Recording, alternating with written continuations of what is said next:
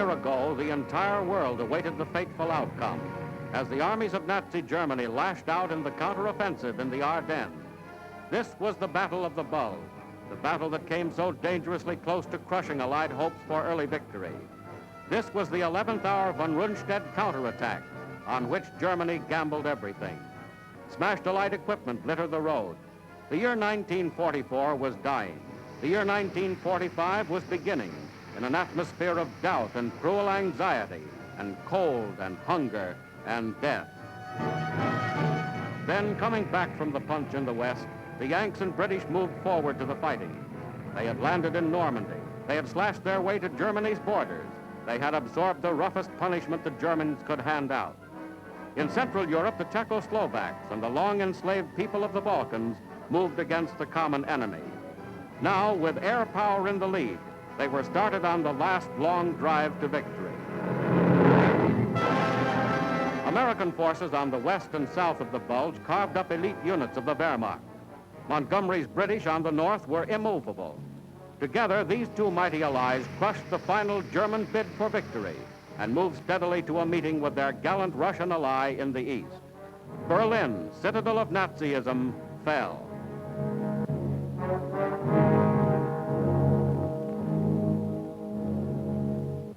Early in January, Franklin Delano Roosevelt was inaugurated as President of the United States, his fourth successive term.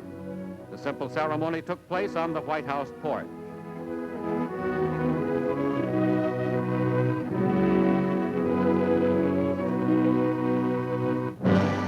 Almost immediately, the president went to Yalta, conferred with Joseph Stalin and Winston Churchill on final steps to crush the Axis and establish peace. It was the last meeting of the original Big Three. Franklin Roosevelt looked tired and old.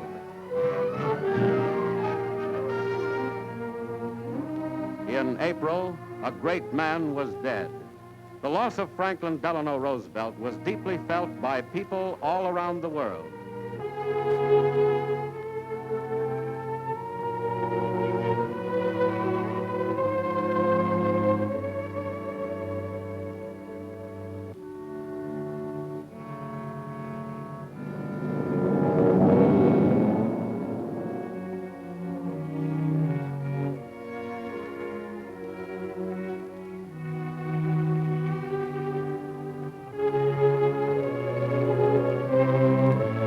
Cabinet room of the White House, Harry S. Truman was sworn in as president. On the very eve of victory and its disturbing aftermath, his was the heavy duty of carrying on with the leaders of America's allies. 25 days later, on May the 7th, in a little schoolhouse in Reims, France, came the unconditional surrender of Germany. General Alfred Jodl, Nazi Chief of Staff, signed the document formally ending all German resistance, as drawn by the representatives of Russia, Britain, France, and the United States. General Walter Bedell Smith signed for the Supreme Command, and the end of one of history's most massive and most brilliant campaigns brought a moment of well-earned joy to an American soldier named Ike Eisenhower.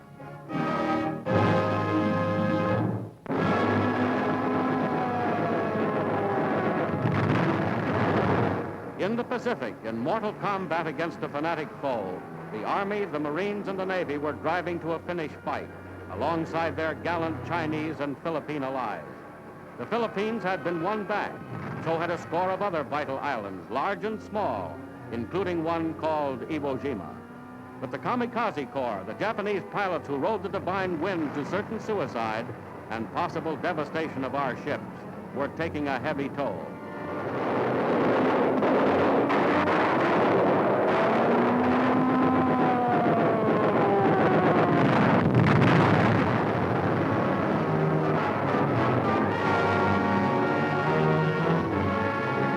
On Easter Sunday, following the pattern of invasion unleashed a half 100 times against Japanese bases, U.S. forces assaulted the island of Okinawa. First, the bombardment.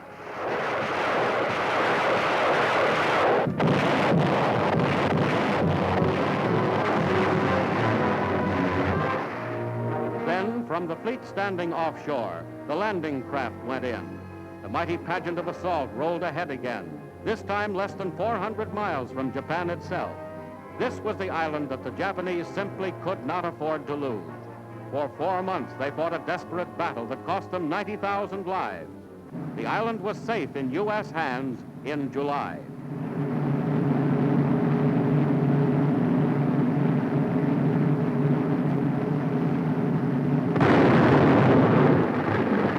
First in a test in the United States-New Mexico desert, then 5,000 miles away at Hiroshima, and then again at Nagasaki, came the world-shaking explosions of the atomic bomb. Her armies defeated wherever they had been met, her navy virtually destroyed, Japan asked for peace. Aboard the USS Missouri in Tokyo Bay, on Sunday, September the 2nd, 1945, the most horrible war in history came to its complete and formal end. Foreign Minister Shigemitsu signed for Japan. Douglas MacArthur, Supreme Commander. General Su Yung-chan signed for China.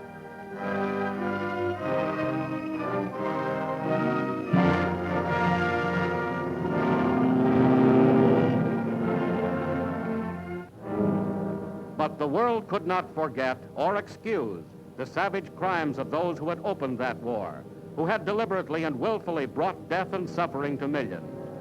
To the innocent tortured civilians of Manila, for example. For these atrocities, Japan's leaders would be held responsible and would stand trial.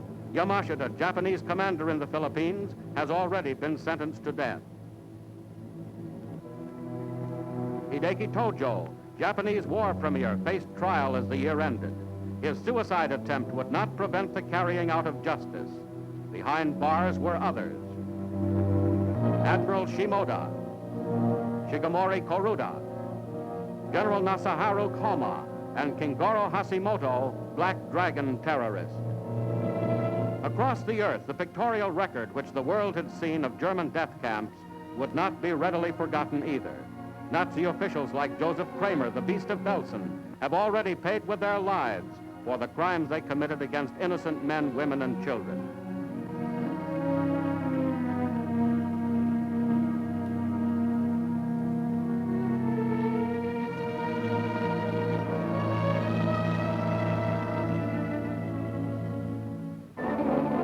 In Milan, Italy, after 2 decades of swaggering, the inventor of fascism, Benito Mussolini, lay dead at the hands of the Italian people with his henchmen and his mistress.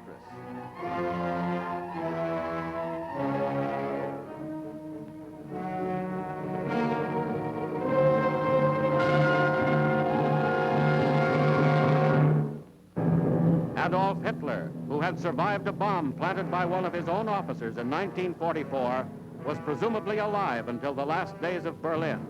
By the best evidence, he is now dead. At Nuremberg, the Hitler gang has gone on trial. For the first time, criminal war leaders are being judged by an international court, by mankind. Goering, Hess, von Ribbentrop, and the 17 others, men who had planned world conquest and the death and enslavement of millions, are now tried under law.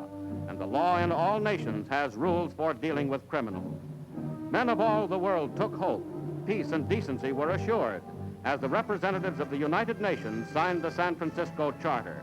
The lessons learned in 1945, if mankind would remember them, could make the world a better place for all men forever.